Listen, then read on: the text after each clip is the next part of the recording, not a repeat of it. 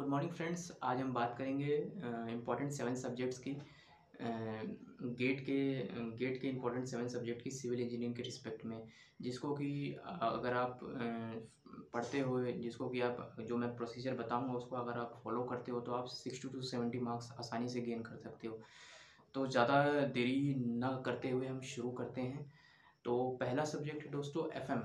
पहले मैं डिक्टेट कर देता हूँ सातों सब्जेक्ट। एफएम हो गया, आपका ट्रांसपोर्टेशन हो गया, सोम हो गया, सॉइल हो गया, इन्वायरमेंट हो गया, और आपका जो दो नॉन टेक्निकल सब्जेक्ट्स हैं जिसमें कि आपका मैथमेटिक्स आता है और एप्टीट्यूड आता है, तो उसके बारे में हम बाद में चर्चा करेंगे। पहले हम शुरू करते हैं एफएम से। दोस्तों एफएम में जो आपका इंपॉर्टेंट टॉपिक्स है, वैसे तो सारे टॉपिक्स है लेकिन कुछ इम्पॉर्टेंट टॉपिक्स एफएम में भी हैं। जैसे कि आपको जो पहला टॉपिक है, पहला चैप्टर है प्रॉपर्टीज़ ऑफ फ्लूइड्स, वो आपको एकदम बाय हार्ट होना चाहिए।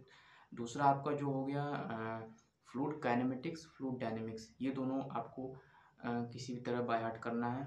और तीसरा चीज़ फ्लो और बाउंड्री लेयर, और ये हो गया। और भी कुछ इसमें इंपॉर्टेंट पॉइंटर्स जैसे कि आपका steady flow, unsteady flow, laminar flow, uniform flow, ये सब के बारे में आपको इन इन सभी के बीच में आपको जो बेसिक डिफरेंस है वो पता होना चाहिए। और फिर आगे हम चलते हैं सोम की तरफ। सोम में दोस्तों आपको केवल 3 टॉपिक्स पे ज़्यादा फोकस करना है। पहला आपका एसएफडी बीएमडी, दूसरा आपका डिफ्लेक्शन, तीसरा आपका टॉर्सन। बस इन 3 टॉपिक को गेट के लिए आपको सोम में इन्हीं 3 टॉपिक पे आपको फोकस करना है।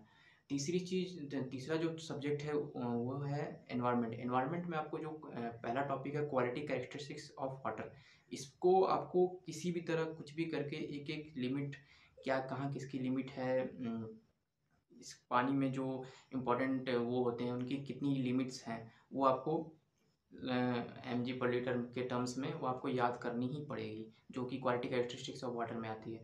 और दूसरी चीज़ इसमें अगर आप वेस्ट वाटर इंजीनियरिंग की बात करें तो उसमें आपको एक्टिवेटेड स्लज प्रोसेस, हालांकि ट्रिकलिंग फिल्टर से भी सवाल आते हैं लेकिन एएसपी से ज़्यादा सवाल आते हैं, तो आपको एएसपी पूरा बाय हार्ट होना चाहिए।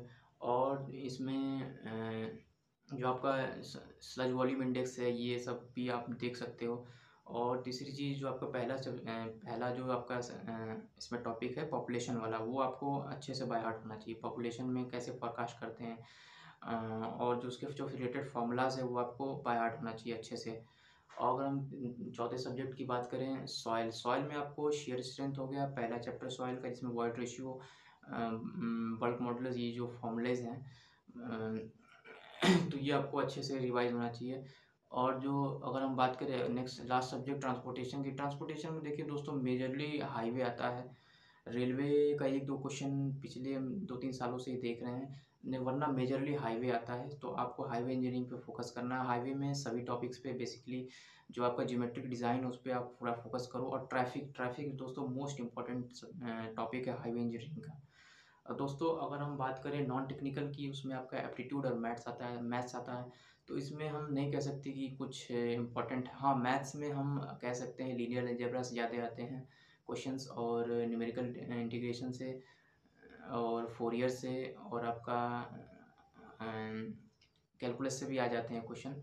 एप्टीट्यूड की हम बात करें तो इसमें दोस्तों सभी टॉपिक्स इंपॉर्टेंट है। इसमें ऐसा सच कुछ नहीं है कि टाइम एंड वर्क इंपॉर्टेंट है या फिर लॉगरिथम्स इंपॉर्टेंट, इसमें सारी चीज़ इंपॉर्टेंट है। अर्थमेटिक से लेकर आपका पाइप एंड सिस्टम हो गया, बोट स्ट्रीम, सब इंपॉर्टेंट है। तो दोस्तों ये रहे 7 इंपॉर्टेंट पॉइंटर्स, या फिर आप कह लो 7 इंपॉर्टेंट सब्जेक्ट जिसको कि आप अप्लाई कर सकते हो स्टेप बाय स्टेप प्रोसीजर जो मैंने आपको टॉपिक्स बताए हैं। तो अगर आप इन टॉपिक्स को फॉलो करते हो तो लिटरली आपके गेट में अच्छे नंबर आ सकते हैं। 50 से 60 से 70 नंबर आप आराम से स्कोर कर सकते हो सिविल इंजीनियरिंग स्ट्रीम में। तो दोस्तों बहुत बहुत धन्यवाद वीडियो देखने का। मिलते हैं अगले वीडियो में, तब तक के लिए धन्यवाद।